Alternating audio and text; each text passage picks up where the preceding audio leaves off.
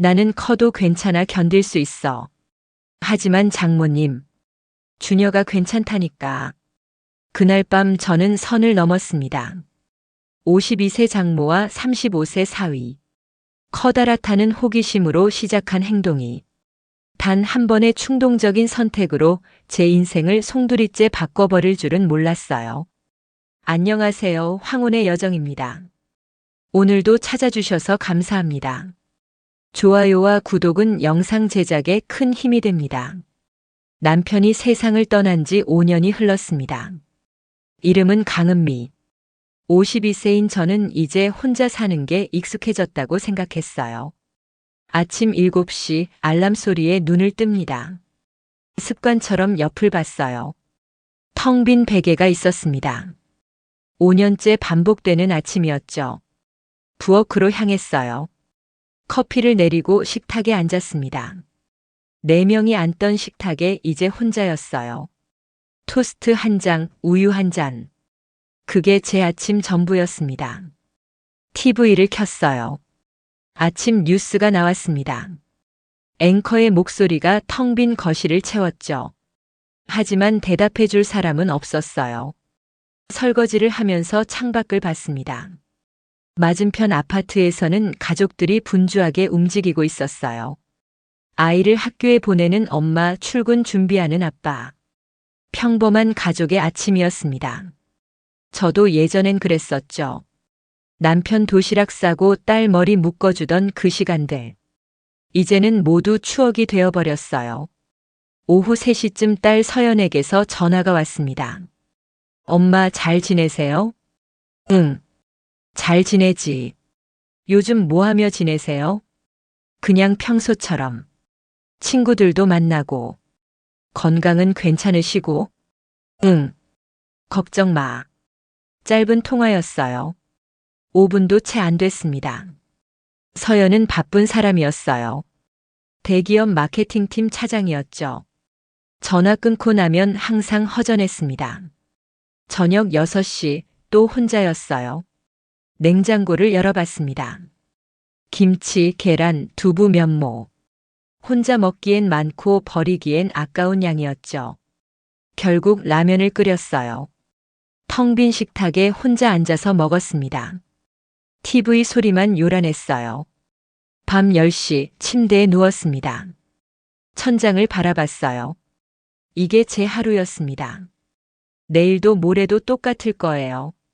외로움은 있었지만 참을만 했습니다. 아니, 참아야 했어요. 이제 혼자 사는 게 제 일상이었으니까요. 그날은 금요일 저녁이었습니다. 설거지를 하고 있는데 갑자기 물소리가 이상했어요. 싱크대 밑에서 물이 새기 시작했습니다. 당황해서 수건으로 닦아봤지만 소용없었어요. 계속 물이 샜습니다. 급하게 딸에게 전화를 걸었죠. 서연아, 집에 물이 새. 어떡하지? 엄마 진정하세요. 제가 준혁 오빠 보낼게요. 준혁이가? 네. 오빠가 그런 거 잘해요. 30분 안에 갈 거예요. 전화를 끊고 주변을 정리했습니다. 괜히 거울을 봤어요. 머리를 매만지고 있는 제 모습이 이상했죠. 사위가 오는데 왜 이러나 싶었어요. 30분 후 초인종이 울렸습니다. 문을 열었어요. 준혁이 작업복 차림으로 서 있었습니다. 장모님 안녕하세요. 어서 와. 미안하다. 갑자기 부르게 돼서. 아니에요. 당연한 일이죠. 준혁은 35세였어요. 키가 182cm로 체격이 좋았습니다. 건축 설계 사무소를 운영하는 성실한 남자였죠. 싱크대를 보더니 금방 원인을 찾았어요. 배관 연결 부위가 헐거워졌네요. 금방 고칠 수 있어요. 공구를 꺼내 작업을 시작했습니다. 저는 옆에서 지켜봤어요. 능숙한 손놀림이었습니다. 좁은 싱크대 아래로 들어가는 준혁을 봤어요. 셔츠가 약간 올라가며 허리 라인이 보였습니다. 탄탄한 몸이었어요. 순간 이상한 기분이 들었습니다. 지금까지 한 번도 느껴보지 못한 감정이었어요. 준혁을 남자로 본 건 그때가 처음이었죠. 다 됐습니다. 장모님, 정말 고마워. 준혁이 일어서며 손을 씻었어요. 저는 황급히 커피를 내렸습니다. 커피 한 잔 하고 가. 감사합니다. 거실 소파에 마주 앉았어요. 어색한 침묵이 흘렀습니다. 요즘 일은 잘 되고 있어? 네. 그럭저럭요. 서연이는 요즘 바쁘지? 네. 해외 출장도 많고요. 그렇구나. 대화가 끊겼어요. 준혁이 커피를 마시고 일어났습니다. 그럼 저 이만 가볼게요. 그래. 조심해서 가고. 정말 고마워. 나중에 뭐 불편한 거 있으면 언제든 연락하세요. 그 말이 마음에 남았어요. 언제든지라는 단어가요. 문이 닫히고 나서 한참을 멍하니 서 있었습니다. 가슴이 두근거렸어요. 왜 그랬는지 모르겠더라고요. 그날 밤 잠이 오지 않았습니다. 준혁의 모습이 자꾸 떠올랐어요. 넓은 어깨, 큰 손, 탄탄한 체격. 그리고 따뜻한 미소까지. 고개를 저었어요. 안 돼. 저 사람은 내 사위야. 이런 생각하면 안 돼. 하지만 마음은 제 뜻대로 되지 않았습니다. 그 후로 준혁의 방문이 잦아졌어요. 보일러가 이상하다고 하면 왔고 전등이 나갔다고 하면 또 왔습니다. 장모님 혼자 사시니까 이것저것 불편하시죠? 아니야. 내가 이렇게 와주니까 큰 도움이 돼. 당연한 일이에요. 한 달에 서너 번은 만났어요. 매번 뭔가를 고쳐주고 갔습니다. 저는 그때마다 밥을 차려줬어요. 저녁 먹고 가. 괜찮아요. 집에 가서.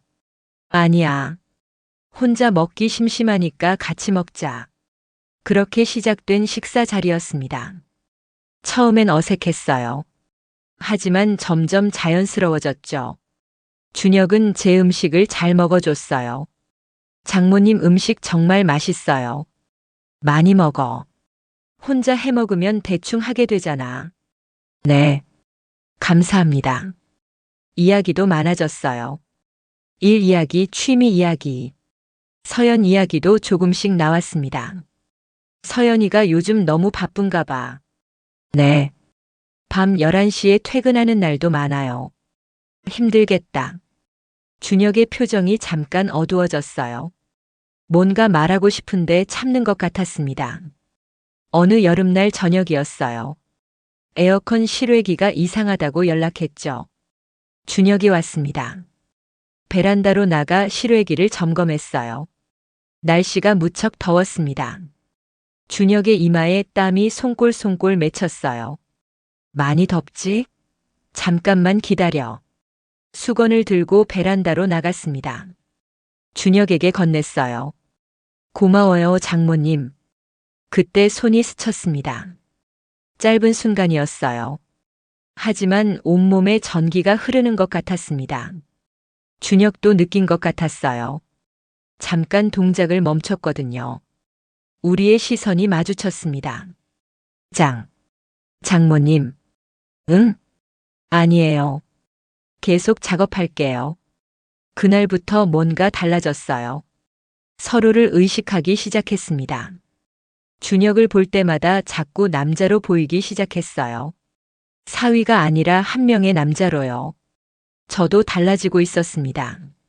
준혁이 오는 날엔 옷차림에 신경 썼어요. 머리도 더 신경 써서 말리고 향수도 뿌렸죠. 거울 앞에서 자신을 보며 생각했습니다. 내가 지금 뭐 하는 거지? 하지만 멈출 수 없었어요. 5년 동안 혼자였던 52세 여자의 마음이 움직이기 시작한 거죠. 그날은 토요일 오후였습니다. 준혁이 거실 선반을 고쳐주러 왔어요. 장모님, 이 나사들이 다 헐거워졌네요. 새로 조여드릴게요. 고마워. 내가 커피 내릴게. 작업하는 동안 저는 부엌에서 커피를 준비했어요. 그때 거실 소파에 준혁의 핸드폰이 놓여 있는 게 보였습니다. 띠링띠링. 메시지 알림이 연달아 울렸어요. 한 번도 아니고 3번, 4번이나요. 가져다 줘야겠다 싶어서 핸드폰을 집어들었습니다. 그런데 화면에 메시지가 그대로 떠 있었어요. 발신자는 와이프. 그러니까 제 딸 서연이었습니다. 원래는 보면 안 되는 거였어요. 정말이에요. 하지만 화면에 뜬 글자들이 자꾸 눈에 들어왔습니다. 여보, 미안해. 어제 너무 심하게 거부해서. 손이 멈췄어요. 다음 문장이 저절로 눈에 들어왔습니다. 근데 진짜 힘들었어. 당신이 너무 커서. 크기도 부담스러운데 체력까지 너무 좋으면 나는 못 버텨. 다음엔 좀만 천천히 해줘. 심장이 쿵 내려앉는 느낌이었습니다. 이건 제가 봐선 안 되는 내용이었어요. 부부 사이의 은밀한 문제였죠. 황급히 화면을 끄고 부엌으로 향했어요. 준혁아, 문자 계속 오는데 확인해봐. 목소리가 떨리지 않으려고 애썼습니다. 아, 감사합니다. 준혁이 핸드폰을 받아들고 화면을 확인하는 순간 얼굴이 굳었어요. 그리고 저를 쳐다봤습니다. 우리의 시선이 마주쳤어요. 준혁은 알았습니다. 제가 메시지를 봤다는 걸요. 저도 알았어요. 준혁이 제가 봤다는 걸 알았다는 걸요. 어색한 침묵이 거실을 가득 채웠습니다. 저기, 장모님. 아, 내가 커피 내릴게. 준혁이 아메리카노 좋아하지? 황급히 화제를 돌렸어요. 준혁도 더 이상 말하지 않았습니다. 하지만 공기가 완전히 달라진 게 느껴졌어요. 뭔가 보이지 않는 선이 그어진 것 같았습니다. 그날 준혁은 선반을 고치고 일찍 집으로 돌아갔어요. 장모님, 그럼 먼저 가볼게요. 그래. 조심해서 가. 문이 닫히고 나서 저는 소파에 주저앉았습니다. 가슴이 두근거렸어요. 왜 심장이 이렇게 뛰는 걸까요? 저는 52세 중년 여성이에요. 그리고 준혁은 제 사위, 딸의 남편입니다. 하지만 그날 밤 이상한 꿈을 꿨어요. 메시지에 적혀 있던 그 내용이 자꾸 떠올랐습니다. 당신이 너무 커서 크기도 부담스러운데. 새벽에 깼을 때 얼굴이 화끈거렸어요. 안 돼. 이건 정말 안 되는 생각이야. 하지만 5년 동안 혼자 지낸 52세 여자의 몸은 정직했습니다. 갈증이 있었어요. 남자가 그리웠죠. 그리고 준혁은 바로 옆에 있었습니다. 메시지 사건 이후 며칠간 준혁에게서 연락이 없었어요. 아마 부담스러웠던 것 같습니다. 하지만 일주일 후 보일러에서 이상한 소리가 나기 시작했어요. 진짜였습니다. 거짓말이 아니에요. 준혁에게 전화를 걸었어요. 준혁아, 미안한데 보일러 좀 봐줄 수 있어? 잠깐의 침묵이 흘렀습니다. 네. 지금 갈게요. 1시간 후 준혁이 왔어요. 평소보다 더 정중했습니다. 안녕하세요, 장모님. 어서 와. 어색한 공기가 흘렀어요. 준혁이 보일러를 점검했습니다. 필터를 교체하면 될 것 같아요. 그래. 고마워. 작업을 마치고 손을 씻는 준혁을 봤어요. 저는 용기를 냈습니다. 저녁 먹고 가. 아니에요. 괜찮습니다. 아니야. 이미 준비했어.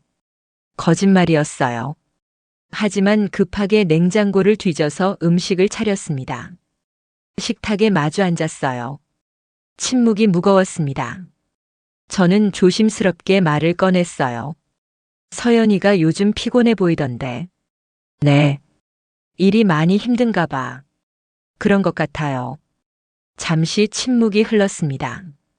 저는 한 발 더 나아갔어요. 부부 생활은 괜찮아? 준혁의 손이 멈췄습니다. 고개를 들어 저를 봤어요. 장모님. 아니야. 괜히 물어봤어. 미안해. 아니에요. 준혁이 젓가락을 내려놨습니다. 한참 고민하더니 입을 열었어요. 사실 별로 안 괜찮아요. 그 말에 가슴이 두근거렸습니다. 서연이가 저를 피해요. 왜? 제가 타고난 게 문제인 것 같아요. 준혁의 목소리가 떨렸어요. 크기가 서연이한테는 부담스러운가 봐요. 한 달에 한두 번도 힘들어 하거든요. 그 고백에 숨이 막혔습니다. 서연이 잘못이 아니에요. 제 잘못도 아니고 그냥 안 맞는 거죠. 준혁의 눈에 슬픔이 어려 있었어요. 외롭습니다, 장모님. 아내를 안고 싶어도 아파할까봐 못하겠어요. 저는 아무 말도 할 수 없었습니다. 그날 밤 준혁이 떠난 후 한참을 멍하니 앉아 있었어요. 준혁의 고백이 머릿속을 맴돌았습니다. 그리고 궁금해지기 시작했어요. 정말 그렇게까지 큰 걸까? 장마철이 왔습니다. 비가 매일 내렸어요. 어느 날 저녁 베란다에서 물이 새기 시작했어요. 방수가 제대로 안 된 것 같았습니다. 준혁에게 연락했어요. 비 오는데 미안해. 베란다 좀 봐줄 수 있어? 지금 갈게요. 30분 후 준혁이 왔습니다. 비에 조금 젖어 있었어요. 괜찮아? 네. 괜찮아요.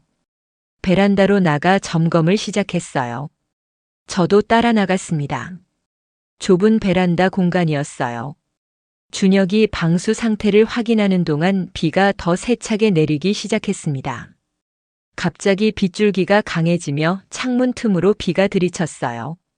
아! 저도 모르게 소리를 질렀습니다. 준혁이 재빨리 저를 안쪽으로 끌어당겼어요. 조심하세요. 그의 팔이 제 허리를 감쌌습니다. 우리는 아주 가까운 거리에서 마주보고 있었어요. 준혁의 셔츠가 비에 젖어 있었습니다. 피부가 비쳐 보였어요. 탄탄한 가슴 근육이 선명했습니다. 숨소리가 들렸어요. 제 것인지 준혁의 것인지 알 수 없었습니다. 장모님. 준혁의 목소리가 낮고 거칠었어요. 이러면 안 되는데. 자꾸 의식하게 돼요. 나도. 그 말이 저절로 나왔습니다. 준혁의 눈빛이 달라졌어요. 저를 바라보는 시선이 뜨거웠습니다. 천천히 얼굴이 가까워졌어요. 저는 눈을 감았습니다. 입술이 닿았어요. 부드럽지만 간절한 키스였습니다. 5년 만에 느껴보는 남자의 입술이었어요. 밖에서는 비가 쏟아지고 있었습니다. 하지만 우리는 멈출 수 없었어요. 그날부터 2주가 흘렀습니다. 서연이 유럽 출장을 간다는 연락이 왔어요. 일주일 정도 걸린다고 했습니다. 전화를 끊고 한참을 멍하니 있었어요. 그날 저녁 준혁에게서 문자가 왔습니다. 장모님, 화장실 변기가 이상하다고 하셨죠? 오늘 저녁에 봐드릴게요. 거짓말이었어요. 변기는 멀쩡했습니다. 우리 둘 다 알고 있었죠. 저녁 8시 초인종이 울렸습니다. 문을 열었어요. 준혁이 서 있었습니다. 공구 가방도 없이요. 들어와. 준혁이 들어왔습니다. 문을 닫았어요. 거실에서 마주 섰습니다. 긴 침묵이 흘렀어요. 장모님. 응. 서연이 말. 메시지에 적혀 있던 거요. 저는 고개를 끄덕였습니다. 그게 정말이야? 네. 준혁의 얼굴이 붉어졌어요. 보여줄 수 있어? 장모님. 미안해. 너무 궁금해서. 준혁이 한참을 망설였습니다. 그리고 천천히 고개를 끄덕였어요. 준혁이 천천히 벨트를 풀었어요. 제 심장이 미친 듯이 뛰었습니다. 그리고 봤어요. 숨이 막혔습니다. 서연이 말이 맞았어요. 딸이 왜 힘들어했는지 이해가 됐습니다. 이걸 서연이가 목소리가 떨렸어요. 장모님은 괜찮으실 것 같아요? 준혁이 조심스럽게 물었습니다. 모르겠어. 해봐야 알겠지. 더 이상의 말은 필요 없었어요. 준혁이 저를 안아 올렸습니다. 침실로 향했어요. 침대에 조심스럽게 내려놓았습니다. 5년 만에 느껴보는 남자의 체온이었습니다. 장모님, 천천히 할게요. 준혁의 목소리가 부드러웠어요. 하지만 처음엔 정말 힘들었습니다. 괜찮으세요? 멈출까요? 아니야. 계속해. 시간이 지나며 몸이 적응하기 시작했습니다. 나이가 들어도 몸은 적응하는구나. 그날 밤 우리는 선을 넘었습니다. 5년 만이었어요. 아니, 이런 느낌은 처음이었는지도 몰라요. 서연의 출장 기간 동안 우리는 매일 만났습니다. 처음 겪어보는 감각이었어요. 준혁과 함께 있으면 제가 살아있다는 느낌이 들었습니다. 장모님은 저를 받아주세요. 어느 날 밤 준혁이 말했어요. 처음이에요. 이렇게 편안한 거. 나도 그래. 우리는 서로를 필요로 했습니다. 하지만 시간이 지나며 문제가 생기기 시작했어요. 아침에 일어나면 온몸이 쑤셨습니다. 허리가 아팠어요. 다리에 힘이 없었죠. 52세의 몸으로 35세 남자의 체력을 따라가기엔 무리였습니다. 한 달쯤 지났을 때였어요. 아침에 일어날 수 없었습니다. 장모님, 준혁이 놀라서 달려왔어요. 병원 가셔야 해요. 괜찮아. 그냥 좀 쉬면. 안 돼요. 지금 모시고 갈게요. 병원에서 진찰을 받았습니다. 극심한 피로와 근육통이 있으시네요. 무리하셨나요? 의사 선생님이 물었어요. 저는 대답하지 못했습니다. 나이를 생각하셔서 무리하지 마세요. 면역력도 많이 떨어져 있어요. 약을 처방받고 나왔어요. 준혁이 미안한 표정으로 저를 봤습니다. 장모님, 제 잘못입니다. 아니야. 제가 너무 무리하게 한 거예요. 준혁아, 나도 원했어. 하지만 저는 알았어요. 제 몸이 한계를 말하고 있다는 걸요. 2개월이 지났습니다. 어느 금요일 저녁 서연에게서 전화가 왔어요. 엄마, 내일 저녁 시간 되세요?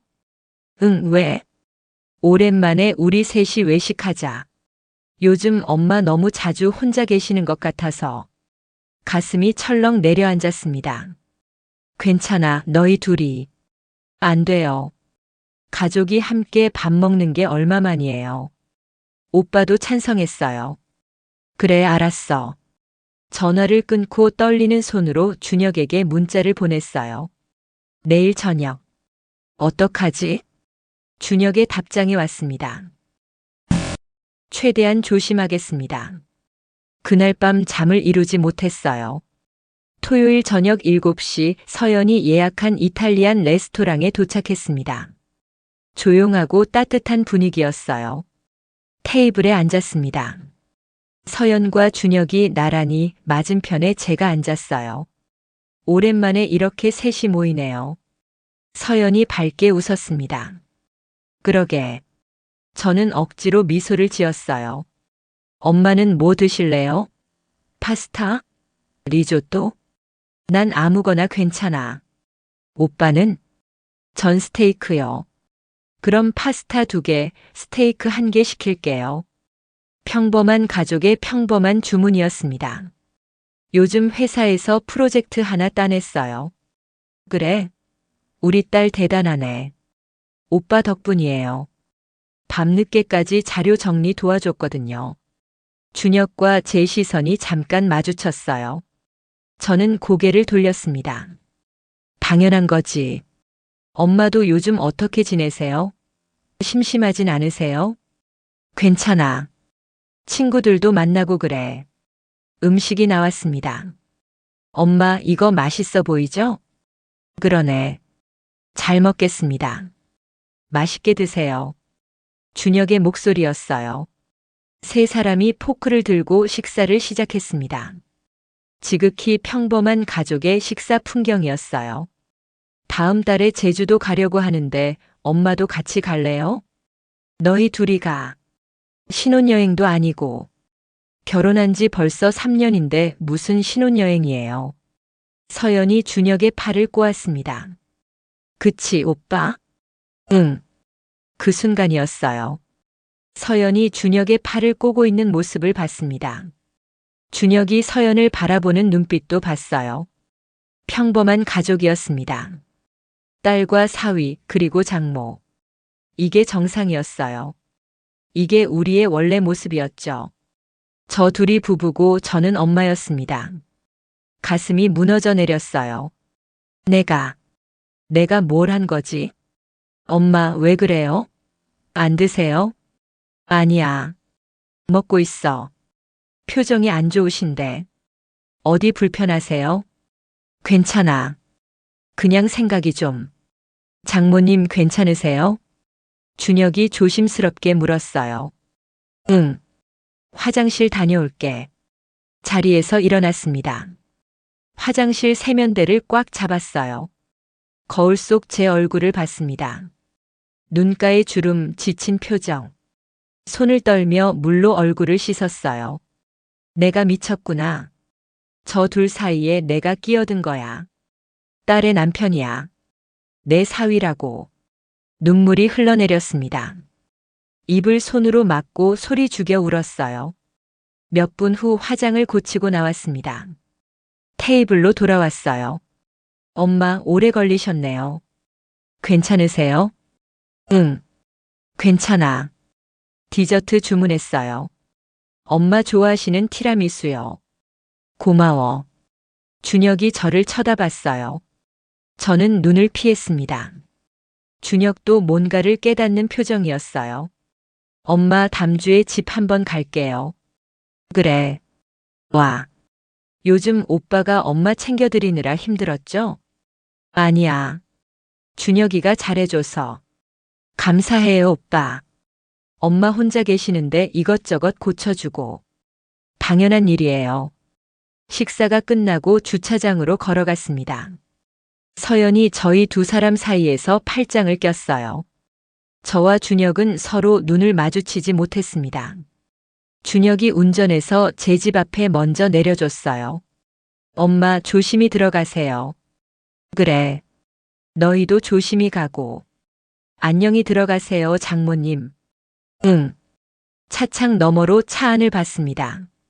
서연이 준혁에게 뭔가 이야기하며 웃고 있었어요. 준혁도 고개를 끄덕이며 답했습니다. 평범한 부부의 모습이었어요. 차가 출발했습니다. 저는 그 자리에서 한참 서 있었어요. 집에 들어왔습니다. 불도 켜지 않고 소파에 앉았어요. 어둠 속에서 긴 침묵이 흘렀습니다. 핸드폰을 꺼냈어요. 준혁의 번호를 봤습니다. 문자를 쓰려다 지웠습니다. 몇 번이나 반복했어요.